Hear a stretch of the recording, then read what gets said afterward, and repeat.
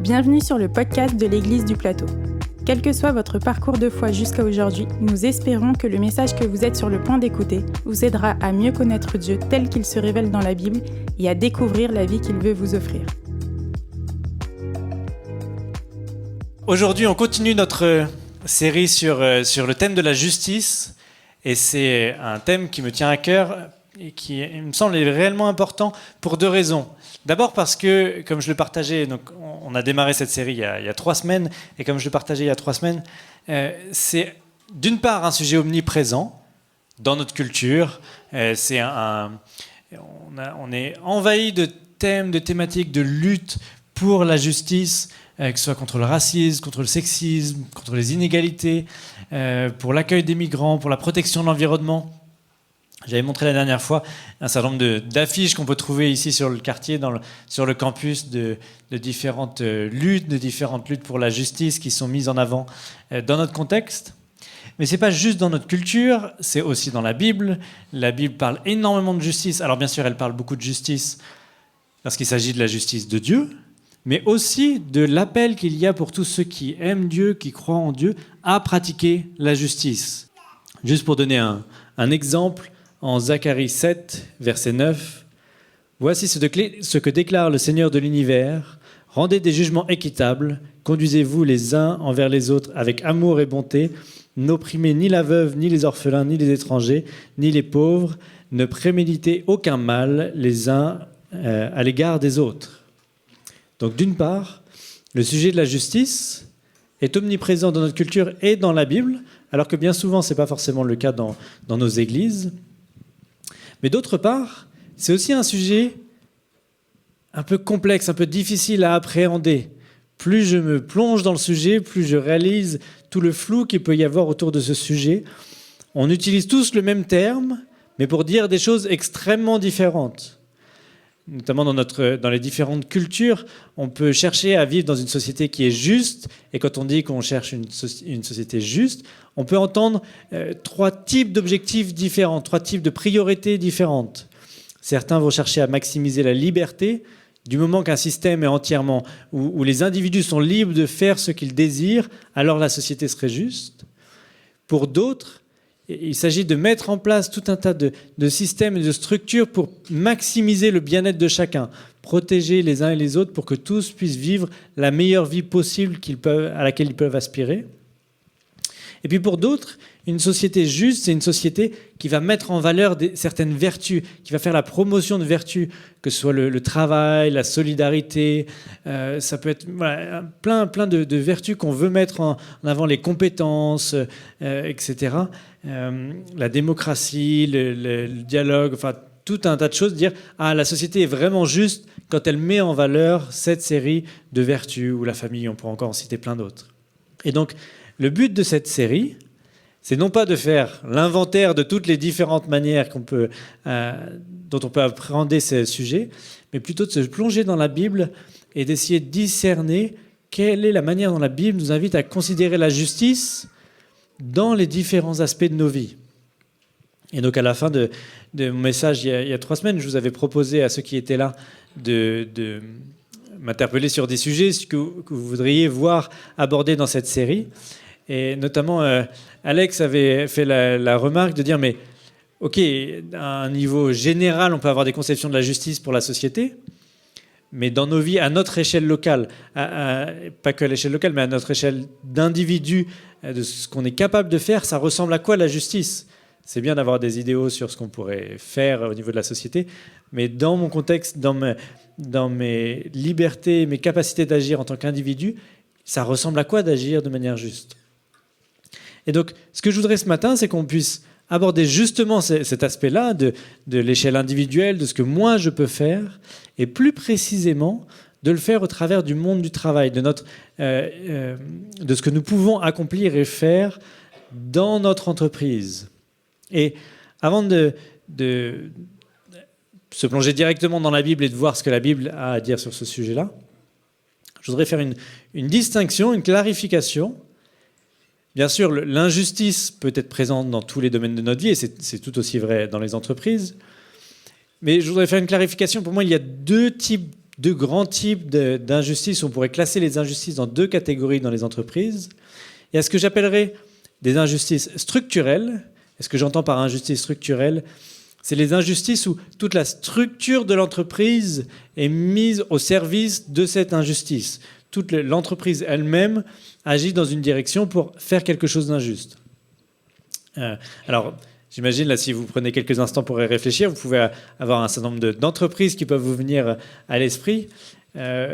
Juste pour donner deux grandes catégories de situations, pour moi, on a des injustices structurelles. Il y a toutes les entreprises qui consacrent énormément d'énergie à leur lobbying pour s'assurer que ce qu'ils pourraient faire d'injuste reste légal, pour protéger leurs intérêts injustes, pour masquer ce qu'ils font et pour s'assurer de pouvoir continuer à agir de manière injuste dans certains domaines. Alors le cas typique il y a une génération, maintenant 2 générations, c'est les cigarettiers. Les entreprises de cigarettes ont dépensé énormément dans ce on les a décrits ensuite comme des marchands de doute dans les pseudo-études scientifiques pour démontrer, pas forcément pour démontrer, pour laisser planer le doute sur les implications de la cigarette, notamment de la nicotine, sur des implications au niveau de la santé, en particulier les cancers. Et donc voilà, c'était toute la structure des entreprises de cigarettes était mise à disposition de cette machine de doute pour leur permettre de continuer à agir librement. C'est le cas encore aujourd'hui dans la chimie pour laisser planer le doute sur certaines implications au niveau encore une fois, de la santé, des cancers. C'est plus beaucoup le cas maintenant, mais ça a été beaucoup le cas des entreprises pétrolières qui ont dépensé énormément d'argent pour laisser le doute sur les implications le lien entre les émissions de CO2 et le climat. Maintenant, c'est une remarque, mais maintenant, certains restent climato-sceptiques, mais pas les entreprises pétrolières. Elles déclarent toutes sur leurs documents officiels que le CO2 impacte et modifie le climat. Mais il y a eu énormément d'énergie dépensée dans ce sens-là. Et juste pour mentionner un autre type d'injustice structurelle, c'est dans le domaine de la finance et des banques, il y a tout un tas d'opportunités d'être injuste de manière structurelle. Et dans tous ces cas, je ne suis pas en train de dire que toutes les banques sont injustes, je ne suis pas en train de dire que toutes ces autres entreprises de chimie ou autres sont injustes, mais notamment le cas un peu emblématique, c'est HSBC qui a eu cette réputation au fur et à mesure, au fil des années et même des décennies, d'être la banque du blanchiment d'argent et du financement de certains trafics un peu partout dans le monde.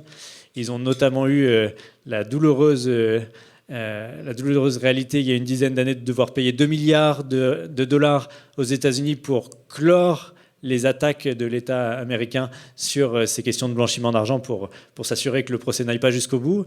Donc quand on est obligé de dépenser 2 milliards de dollars pour s'assurer que le procès n'aille pas jusqu'au bout, c'est déjà qu'on est dans un pétrin assez profond. Mais voilà, si je donne ces exemples-là, c'est certainement pas pour faire le procès des entreprises de manière générale, même pas celle-ci en particulier, mais pour dire que dans un certain nombre de situations, on peut se retrouver dans des entreprises qui sont structurellement injustes. Et en tant qu'employé, si on est chrétien dans ces entreprises-là, on peut être conscient de ces injustices, mais on est en général incapable de changer quoi que ce soit. Si on travaille chez HSBC, on va avoir difficilement l'opportunité de faire cesser les activités de blanchiment d'argent liées à l'entreprise. À l'inverse, il y a les injustices qui je qualifierais de locales. Ce que j'entends par local, c'est les injustices qui sont à notre niveau quand on est salarié, quand on est employé d'une entreprise. Ça peut être, alors là aussi les exemples peuvent être multiples, ça peut être des situations de harcèlement, ça peut être quand on reçoit des pressions pour faire des choses illégales, ça peut être des mises en danger des salariés dans des situations qui sont manifestement dangereuses. C'est triste, la semaine dernière il me semble, ou la semaine d'avant, il y a un intérimaire chez Decathlon qui est décédé en déchargeant un camion. Et les accidents, ça arrive toujours, mais ce qui est particulièrement regrettable, c'est que la situation avait été soulignée plusieurs fois. Il y avait déjà eu un accident, il me semble, un mois avant, pour dire ce quai de déchargement est dangereux, il faut faire quelque chose, il faut intervenir. Rien n'a été fait. Malheureusement, un intérimaire est décédé en lien avec cette situation dangereuse. Donc il y a tout un tas de situations comme ça, locales, dans le sens qu'ils sont à notre niveau, pour lesquelles on peut avoir des possibilités de faire des choses qui font partie de notre quotidien dans les entreprises. Ça ne veut pas dire que c'est facile de changer les choses, ça peut coûter de prendre des risques et de dire certaines choses doivent changer, mais au moins c'est à notre niveau. Alors pourquoi je fais cette distinction entre injustice structurelle et injustice locale ? Justement pour se poser la question, en entrant dans le texte biblique, se dire mais quel est le regard de la Bible sur ces injustices ? Est-ce qu'on devrait, en tant que chrétien, fuir toute forme d'injustice, quelle que soit l'échelle, et trouver l'entreprise qui n'est impliquée dans aucune de ces injustices-là ?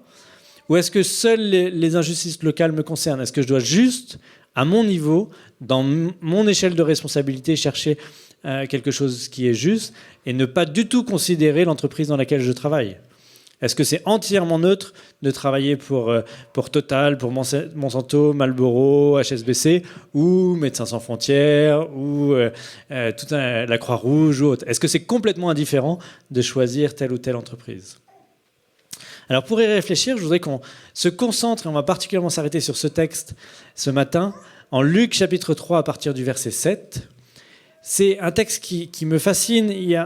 C'est donc un résumé de l'enseignement de Jean-Baptiste qui appelle les foules à se tourner vers Dieu. Et il le fait de manière particulière. Il mentionne un échange particulièrement avec deux professions qui ne sont pas choisies au hasard. On reviendra dessus. Les collecteurs d'impôts et les soldats. Donc on va lire ce texte et on va se concentrer en particulier sur ce que Jean a à dire aux collecteurs et aux soldats. Luc chapitre 3, verset 7. Une foule de gens venait à Jean pour qu'il les baptise. Il leur disait « Espèce de vipère, qui vous a appris à échapper à la colère de Dieu qui vient ? Montrez par des actes que vous avez changé de vie et ne vous mettez pas à dire en vous-même « Abraham est notre père ». Car je vous dis que Abraham peut utiliser les pierres que voici pour en faire des enfants d'Abraham. La hache est déjà prête à couper des arbres à la racine. Tout arbre qui ne produit pas de bons fruits sera coupé et jeté au feu. Les foules lui demandaient « Que devons-nous faire ?» Il leur répondit « Celui qui a 2 chemises, qu'il en donne une à celui qui n'en a pas, et celui qui a de quoi manger, qu'il partage ce qu'il a. » Des collecteurs d'impôts vinrent aussi pour être baptisés et demandèrent à Jean « Maître, que devons-nous faire ?» Il leur répondit « Ne faites pas payer plus que ce qui vous a été indiqué. » Des soldats lui demandèrent également « Et nous, que devons-nous faire ?» Il leur répondit « Ne prenez d'argent à personne par la force, ne portez pas de fausses accusations, mais contentez-vous de votre solde. » Donc, dans ce contexte de ce texte en général, on voit Jean annoncer que Dieu vient, Dieu est sur le point de venir établir son règne, et de cette manière il annonce la venue de Jésus. Il leur dit « Préparez-vous à sa venue, soyez prêts pour pouvoir accueillir le roi qui vient. » Et être prêt, c'est montrer par vos actes que vous avez changé, que vous vous êtes repenti, que vous êtes détourné de vos manières de vivre pour vivre d'une manière digne de l'accueil du roi qui vient. Et donc, son auditoire comprend bien que c'est un enseignement très pratique, il y a des choses à changer dans leur vie. La première réaction, c'est celle de la foule de manière générale, qui demande ce qu'ils doivent faire. Jean leur répond qu'ils doivent être, en résumant, qu'ils doivent être particulièrement généreux. Et ensuite viennent ceux qui nous intéressent en particulier ce matin, les collecteurs d'impôts et les soldats. Et ces deux professions, comme je le disais, ne sont pas choisies au hasard. Pour les collecteurs d'impôts, c'était peut-être la profession la plus méprisée de l'époque. C'était peut-être celle qui était le plus associée à l'injustice. Et ça pour deux raisons. La première, c'est qu'ils étaient, pour le dire simplement, ils étaient vus comme des collabos, dans le sens où être collecteur d'impôts, c'était pas être collecteur d'impôts pour l'État d'Israël, c'était être collecteur d'impôts pour l'Empire romain. Donc c'était des Juifs qui étaient à la solde de l'Empire romain pour collecter l'impôt. Et la deuxième raison, qui est tout aussi importante, c'est que la manière de collecter l'impôt était injuste en soi. Il ne faut pas du tout imaginer notre système fiscal moderne. En gros, c'était plutôt une espèce de mise aux enchères de qui aura le droit de collecter l'impôt. Et quelqu'un dit tiens, moi je vais faire collecteur d'impôts. Donc je vais mettre une somme, je vais payer une très forte somme à l'Empire romain pour avoir le droit de collecter l'impôt. Et ensuite, à moi de collecter un maximum d'impôts pour me faire ma marge, pour arriver jusqu'à la somme que j'ai payée et si possible un peu plus et pourquoi pas beaucoup plus. Et donc c'était inhérent au système, il y avait une injustice profonde dans la manière de collecter l'impôt. Et ça a fait... les Romains étaient conscients de l'injustice et ils ont essayé de réformer le système un certain nombre de fois. Ils n'ont jamais vraiment réussi. Mais c'est ce qui a amené... notamment, il y a un écrivain du second siècle, Lucien, il n'est pas chrétien, et il fait des catégories dans les métiers. Et lorsqu'il classe les collecteurs d'impôts, il les place parmi les adultères, les proxénètes et les délateurs. Pour vous dire un petit peu le statut social d'un collecteur d'impôts dans l'Empire. Et ça, c'était vu par quelqu'un qui n'était pas chrétien. Et donc, quand on à la lumière de ce contexte-là, quand on considère la réponse de Jean, on se rend compte qu'il est en train de demander beaucoup aux collecteurs d'impôts. Il est en train de leur dire, dans votre système entièrement corrompu, apprenez à ne rien collecter de trop, apprenez à collecter de manière juste, ne faites rien au-delà de ce qui est légitime dans votre situation. N'utilisez pas votre situation de pouvoir pour collecter plus que ce qui est juste. Et donc, dans ce sens-là, ce qui est demandé aux soldats est extrêmement similaire. Il leur dit, mais contentez-vous de votre salaire, n'utilisez pas la force, n'utilisez pas votre situation de pouvoir pour vous enrichir. Et là, les occasions de s'enrichir pouvaient être aussi multiples, parce que, encore une fois, il ne faut pas imaginer le système militaire de profession comme aujourd'hui. On est dans un système où tout le système judiciaire est essentiellement un outil de pouvoir. Il suffit de penser au procès de Jésus. Tout dans le procès de Jésus n'est pas la recherche de ce qui est juste, de ce qui est droit, de savoir quelle est la bonne sentence à donner, mais plutôt qui sont les groupes à satisfaire. Est-ce qu'il faut satisfaire la foule? Est-ce qu'il faut satisfaire les chefs religieux? Est-ce qu'il faut satisfaire l'empereur? Donc tout le système de judiciaire est une manière, c'est un jeu de pouvoir. Et les soldats sont des pions dans ce jeu de pouvoir. Et quand on imagine une société corrompue comme ça, alors c'est pas difficile d'imaginer les opportunités qu'il pouvait y avoir pour les soldats d'augmenter leur salaire de manière injuste. Il suffit de penser à un certain nombre de pays encore aujourd'hui, notamment les pays en Afrique où l'État est particulièrement instable. Il y a tout un tas d'opportunités pour les autorités, pour les personnes au péage, pour les soldats, d'arriver à augmenter leur salaire de manière injuste. Donc, que ce soit pour le collecteur d'impôts ou pour le soldat, la réponse de Jean est la même. C'est de dire, dans votre situation, dans votre métier, apprenez à ne rien faire d'injuste. Apprenez à ne pas vous enrichir injustement, alors que tout dans le système vous encouragerait à vous enrichir injustement. Donc, il est en train de leur dire, dans cette société, il est en train de nous dire, au travers de cette réponse, que dans une société extrêmement corrompue, c'est réellement difficile et c'est une redéfinition complète de son métier d'agir de manière juste. Mais c'est quand même ce à quoi on est appelé. Il y a quelque chose qui me fascine dans ce texte en particulier. Peut-être que vous avez déjà fait la réflexion. Jean demande quelque chose de très exigeant à la fois à la foule, aux collecteurs et aux soldats. Mais il y a une chose qu'il ne demande à personne. C'est quoi ? De changer de métier. Changer de métier. Ils sont alors soldats à un certain niveau, mais collecteurs d'impôts. Comment il peut leur dire « Soyez prêts à accueillir le Dieu qui est juste » en oubliant de dire aux collecteurs d'impôts de changer de métier. Et en fait, ce n'est pas un accident. Ce texte est au tout début de l'évangile de Luc. Et quand on parcourt tout l'évangile de Luc, on arrive à la fin, l'un des tout derniers enseignements de Jésus, avant d'arriver vraiment dans la séquence de la croix. C'est un texte qui est de plein de manières parallèle à celui qu'on vient de lire. C'est la rencontre de Jésus avec Zachée. Jésus rencontre Zachée, qui est un chef collecteur d'impôts, quelqu'un profondément plongé dans ce système injuste.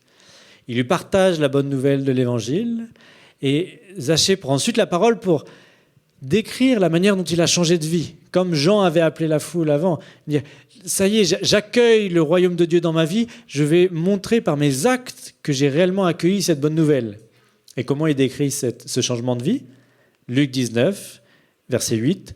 Zachée, debout devant le Seigneur, lui dit « Écoute Seigneur, je vais donner la moitié de mes biens aux pauvres, et si j'ai pris trop d'argent à quelqu'un, je lui rendrai 4 fois autant. » Donc on retrouve dans cette réponse exactement la même séquence qu'on avait en Luc 3, c'est-à-dire je vais être généreux envers les pauvres et je vais arrêter d'utiliser mon métier comme source d'injustice. Je vais arrêter de m'enrichir de manière injuste.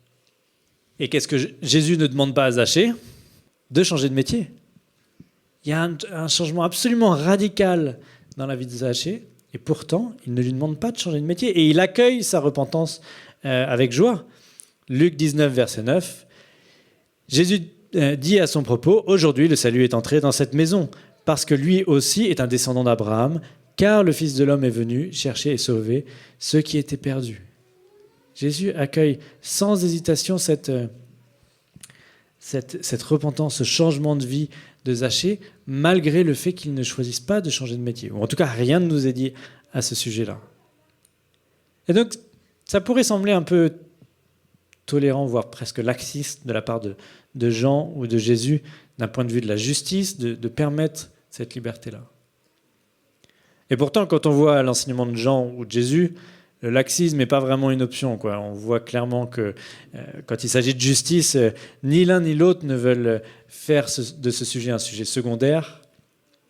Mais il me semble que pour l'un et pour l'autre, il y a ce réalisme de se dire, dans une société entièrement injuste, vous n'allez pas trouver un métier parfaitement juste.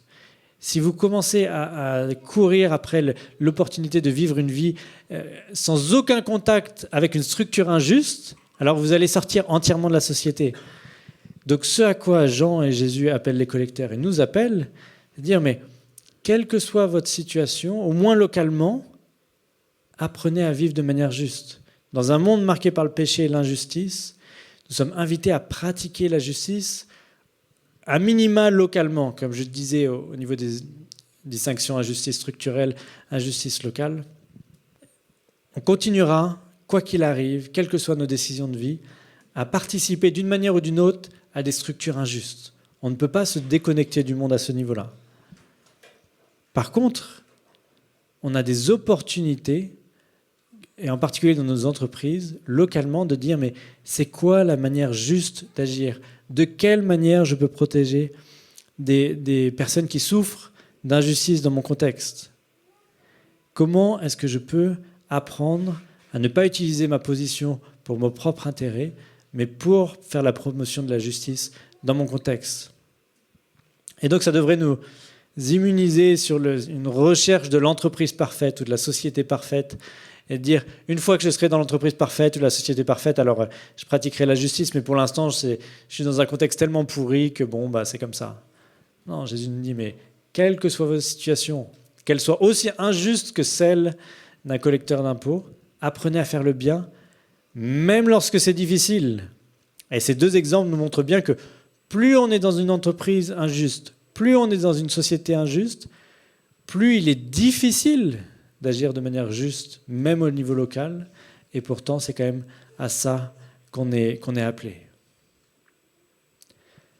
Donc ça c'est une première chose.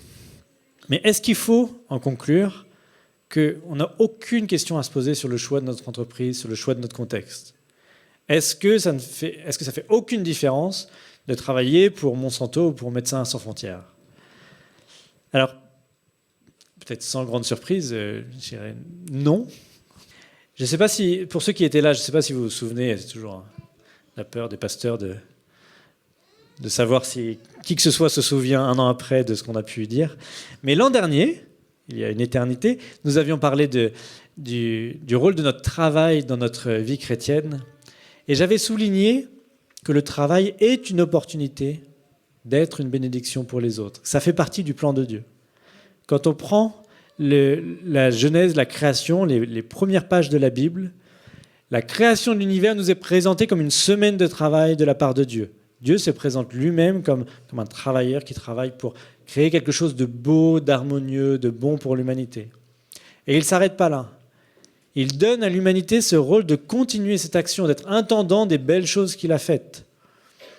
Je vous lis Genèse chapitre 1, verset 26.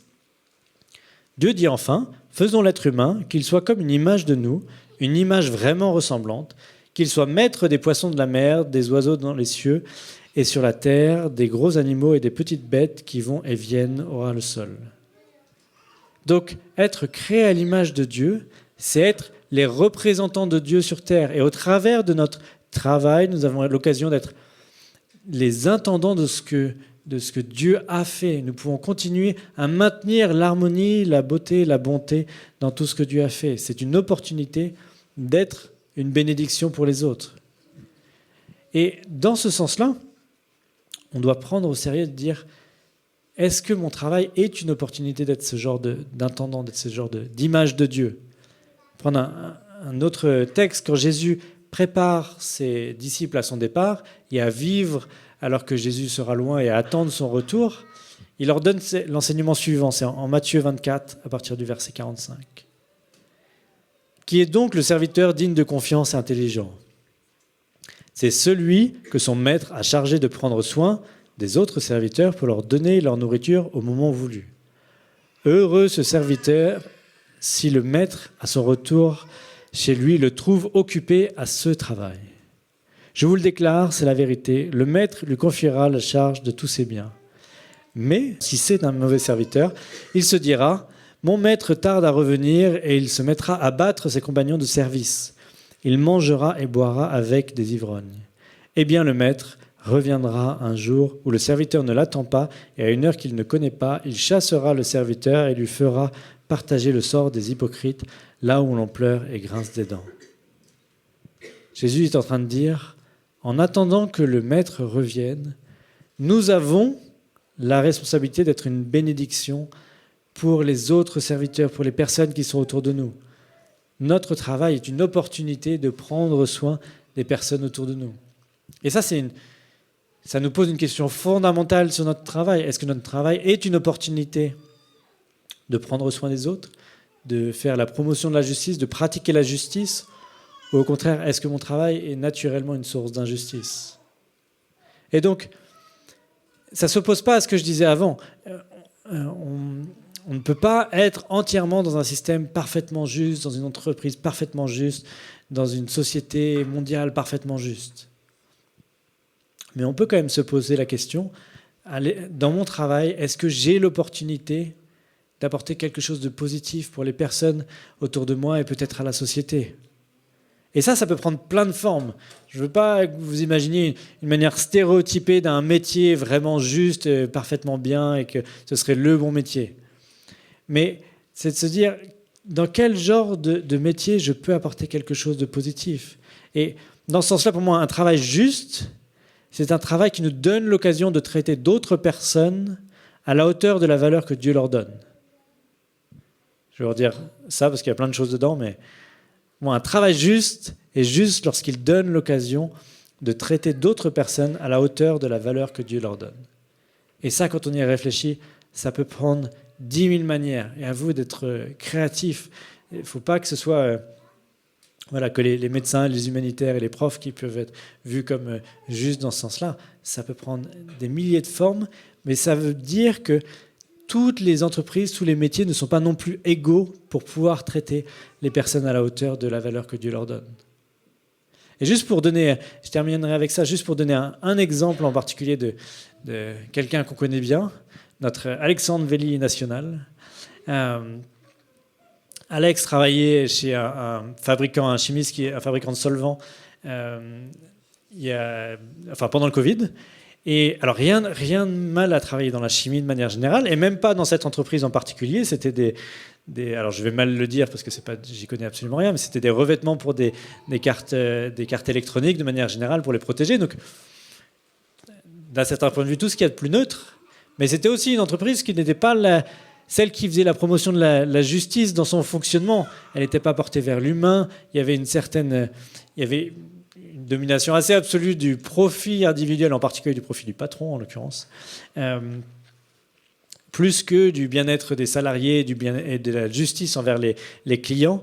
Et Alex a fini par prendre la décision assez rapidement, au bout d'un an, de démissionner et d'aller travailler pour Projet Celsius, donc une entreprise qui fait de la sensibilisation sur les enjeux climatiques en particulier auprès des entreprises et des étudiants.